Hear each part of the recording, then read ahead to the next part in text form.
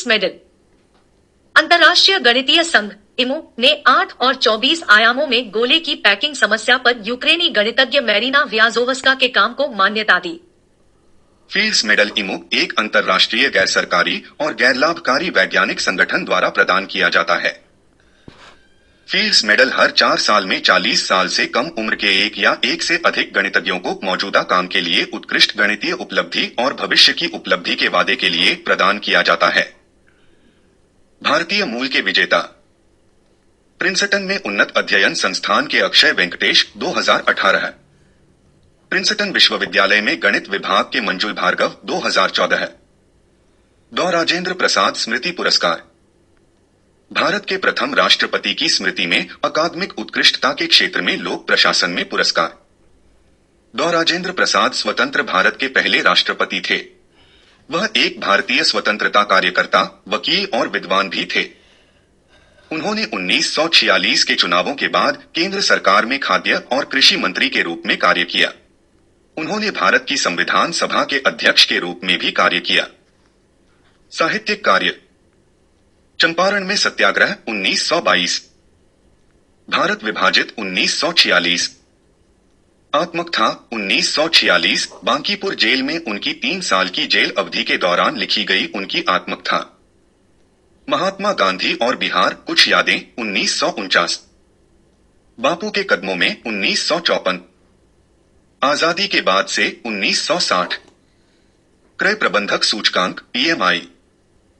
RBI के अनुसार भारत का सेवा क्षेत्र का क्रय प्रबंधक सूचकांक PMI जून में 59.2 पर चढ़ गया, जो 11 वर्षों में इसका उच्चतम स्तर है।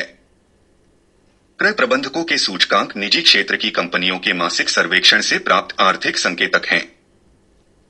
IHS मार्केट भारत के लिए PMI का उत्पादन करता है।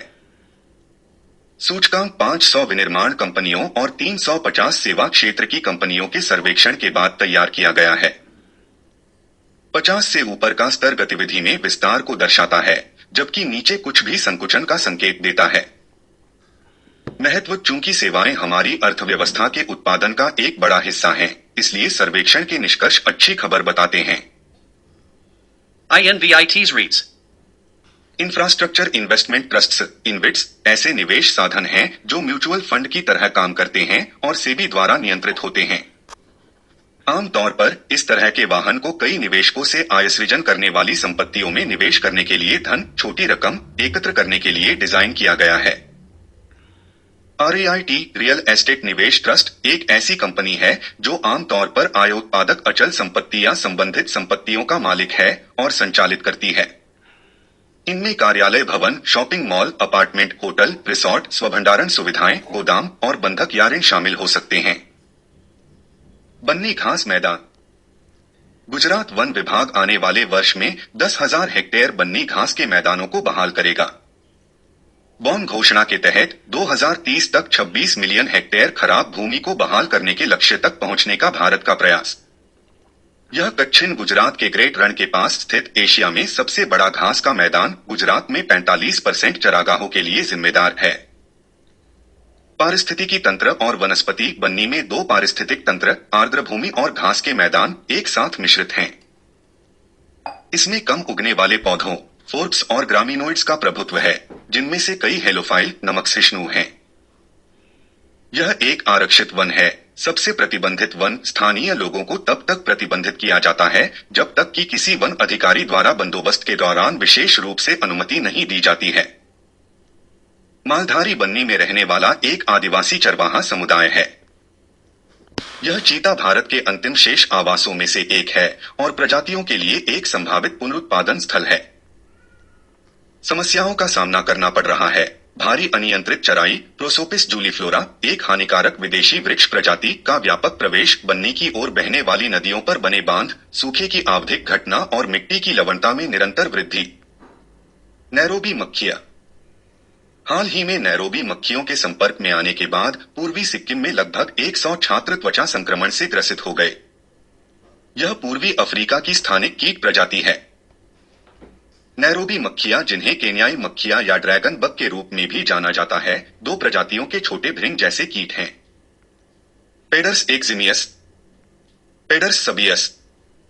हाल में ही इन्हें सिक्किम में देखा गया है। ये नारंगी तथा काले रंग के होते हैं और उच्च वर्षा वाले क्षेत्रों में पनपते हैं। अधिकांश कीटों की तरह ये भी तेज रोशनी की ओर आकर्षित होते हैं। केन्या और पूर्वी अफ्रीका के अन्य हिस्सों में इसके अधिक प्रकोप देखे गए हैं। वर्ष 1998 में असामान्य रूप से हुई भारी बारिश के कारण इस क्षेत्र में बड़ी संख्या में कीट देखे गए। अतीत में अफ्रीका से बाहर भारत, जापान और पराग्वे जैसे देशों में भी कई प्रकोप देखे गए हैं। ये कीट आमतौर पर काटते नहीं हैं, लेकिन वे मानव त्वचा पर रहने के दौरान हानिकारक होते हैं क्योंकि वे शक्तिशाली अम्लीय पदार्थ छोड़ सकते हैं जो मानव त्वचा पर जलन पैदा कर सकता है। उत्सर्जित पदार्थ को पेड्रिन कहा जाता है और यह त्वचा पर जलन पैदा कर सकता है, जिससे घाव या असामान्य निशान या त्वचा रंगहीन हो जाती है। ऑस्ट्रेलिया ने लाखों मधुमक्खियों को मार डाला। ऑस्ट्रेलियाई अधिकारियों ने वरुआमाइट्स नामक संभावित विनाशकारी परजीवी प्लेग को रोकने के प्रयास में पिछले 2 हफ्तों में लाखों मधुमक्खियों को मार डाला है। मधुमक्खियों को मारने का निर्णय बादाम, मैकाडामिया नट्स और ब्लूबेरी सहित कई फसलों के विकास पर प्रतिकूल प्रभाव डाल सकता है, जो परागण के लिए मधुमक्खियों पर निर्भर हैं। मधुमक्खियां सबसे महत्वपूर्ण परागणकों में से एक है, जो खाद्य और खाद्य सुरक्षा, टिकाऊ कृषि और जैव विविधता सुनिश्चित करती हैं। इसका परजीवी कीट मधुमक्खियों को संक्रमित करता है और खाता है, जिसे अक्सर वेरोआ विनाशक के रूप में जाना जाता है। ये छोटे कीट जो लाल भूरे रंग के होते हैं, मधुमक्खियों की पूरी कॉलोनियों को खत्म करने में सक्षम हैं। वे अक्सर मधुमक्खी से मधुमक्खी तक और मधुमक्खी पालन के उपकरण जैसे रिमूव कोम्ब के माध्यम से पहुंचते हैं। हालांकि वरुआमाइट्स वयस्क मधुमक्खियों को खा सकते हैं और जीवित रह सकते हैं, वे मुख्य रूप से लार्वा और प्यूपा को खाते हैं और प्रजनन करते हैं, जिससे विकृति और कमजोर होने के साथ साथ वायरस का संचरण भी होता है। जैसे जैसे मधुमक्खी कॉलोनियों में माइट्स की आबादी बढ़ती है, लक्षण अधिक गंभीर होते जाते हैं। आमतौर पर भारी संक्रमण के परिणामस्वरूप मधुमक्खियां अपंग हो जाती हैं, उनकी उड़ान क्षमता प्रभावित होती है तथा भोजन एकत्रित कर कॉलोनी में वापस आने की दर कम हो जाती है और अंततः कॉलोनी की उत्पादकता कम होती है। अग्रदूत समाचार पत्र। अग्रदूत भारत में प्रकाशित होने वाला असमिया भाषा का एक समाचार पत्र है। प्रधानमंत्री नरेंद्र मोदी 6 जुलाई 2022 को वीडियो कॉन्फ्रेंस के माध्यम से अग्रदूत समाचार पत्र समूह के स्वर्ण जयंती समारोह का शुभारंभ किया। असम के मुख्यमंत्री डॉक्टर हिमंत बिश्व शर्मा अग्रदूत के स्वर्ण जयंती समारोह समिति के मुख्य संरक्षक हैं। अग्रदूत की शुरुआत असमिया पाक्षिक के रूप में हुई थी। इसकी स्थापना असम के वरिष्ठ पत्रकार कनक सेन डेका ने की थी। वर्ष 1995 में इसका नियमित दैनिक समाचार पत्र के रूप में प्रकाशन शुरू हुआ और जल्दी ही यह असम का विश्वस्त और प्रभावशाली स्वर बन गया। Modi act 20 dreams meet delivery पुस्तक। दिल्ली विश्वविद्यालय में 5 जुलाई 2022 को Modi act 20 dreams meet delivery पुस्तक पर विशेष चर्चा कार्यक्रम का आयोजन किया गया। यह पुस्तक मौजूदा प्रधानमंत्री की जीवनी नहीं है, बल्कि एक ऐसी असाधारण किताब है जिसे वर्तमान कैबिनेट के मंत्रियों, राष्ट्रीय सुरक्षा सलाहकार के अलावा कई क्षेत्रों के लोगों ने मिलकर लिखा है। ड्रीम्स मीट डिलीवरी पुस्तक ब्लूक्राफ्ट डिजिटल फाउंडेशन द्वारा वित्त पोषित और रूपा द्वारा प्रकाशित है। यह अमित शाह, विदेश मंत्री एस जयशंकर, NSA, अजीत डोभाल, इन्फोसिस के नंदन नीलेकनी व सुधा मूर्ति, कोटक महिंद्रा बैंक के उदय कोटक तथा शटलर PV सिंधु सहित अन्य प्रतिष्ठित लोगों द्वारा लिखे गए 21 लेखों का संकलन है। जूनियर फर्डिनेंड मार्कोस ने मनीला में फिलीपींस के 17वें राष्ट्रपति के रूप में शपथ ली। उन्होंने राष्ट्रपति रोड्रिगो दुतेर्ते का स्थान लिया। रोड्रिगो दुतेर्ते की पुत्री सारा दुतेर्ते ने उपराष्ट्रपति पद की शपथ ली। 64 वर्षीय मार्कोस को देश में महामारी, अत्यधिक महंगाई और बढ़ते कर्ज के बोझ जैसी चुनौतियों का सामना करना पड़ेगा। फर्डिनेंड ने राष्ट्रपति बनने के बाद अपने पहले संबोधन में फिलीपींस में लोकतांत्रिक व्यवस्था में बहुमत से मिली जीत के लिए आभार व्यक्त किया।